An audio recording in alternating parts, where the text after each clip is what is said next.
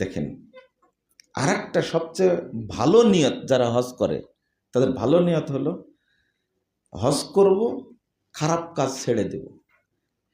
অতএব এত অল্প বয়সে হজ করলে পরবর্তী আকাম কুমত অনেক করব, তো লাভ কি? নাউযুবিল্লাহ, আস্তাগফিরুল্লাহ। যদি কারো হজ্জে যাওয়ার সময় এই নিয়ত থাকে, ও যদি কিয়ামত পর্যন্ত প্রতিদিন হজ করে, প্রতি বছর না প্রতিদিন যদি হজ করে, কাজে লাগবে মনে হয় আপনাদের?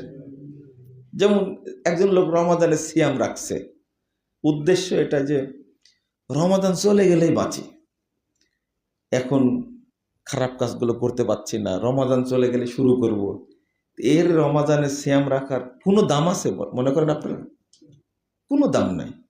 যে মনে করে রমাদান চলে গেলে আমি সিগারেট খাওয়া শুরু করব, বিড়ি খাওয়া শুরু করব, হারাম খাওয়া শুরু করব, তারপরে ঘুষ খাওয়া, সুদ খাওয়া, আকাম কুকাম যত আছে সব রমাদানের পরে করব, রমাদানের সম্মানে এগুলো বন্ধ রাখছে।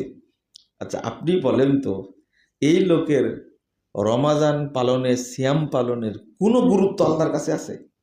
কোনো গুরুত্ব নাই। তার ভিতরে যে অভিশপ্ত আত্মা আছে সেটাকে সে নিয়ন্ত্রণ করতে পারেনি।